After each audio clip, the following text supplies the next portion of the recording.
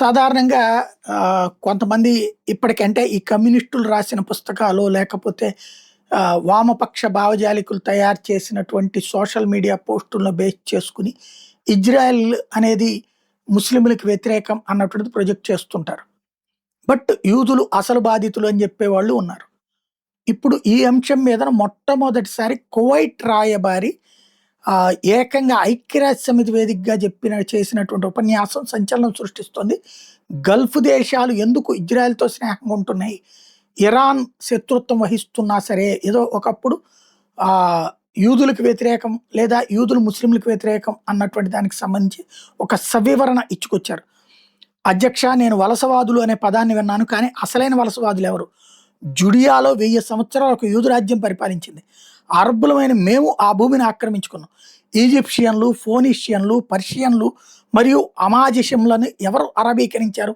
అది కూడా మేమే. అరబ్బులో తమ సొంత దేశాన్ని తిరిగి నిర్మించుకోవాలనుకునే ఇజ్రాయెల్ కళను విస్మరిస్తూ పాలస్తీనా మీద ఒక శాశ్వత జెండా ఉంచడం ద్వారా ఐక్యరాజ్య సమితి ఒక అబద్ధాన్ని ఎందుకు బలపరుస్తోంది? మన సార్వభౌమాధికారాన్ని వాస్తవంగా ఎవరు కాపాడుతున్నారనే దాని మీద మనం స్పష్టంగా ఉందాం. ఈనాడు ఇజ్రాయెల్ శాంతియుత దేశాల కోసం పోరాడుతుంది.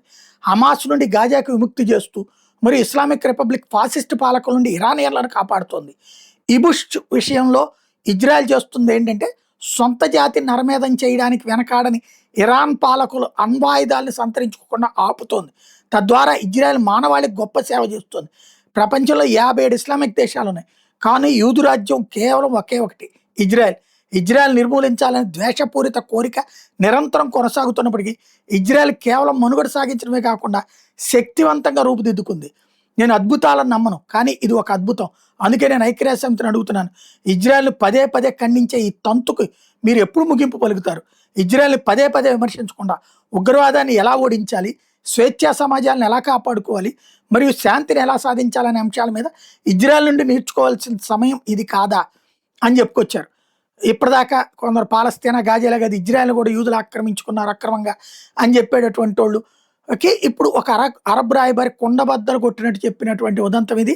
ఇజ్రాయెల్ మాత్రమే కాకుండా పాలస్తీనా, సిరియా, గాజా కూడా యూదులదేనని, మరి యూదులకే సర్వహక్కులని, అంతేకాకుండా ఇజ్రాయెల్ వల్లే ఆ ప్రాంతం ప్రశాంతంగా ఉందని కూడా చెప్పుకొచ్చారు.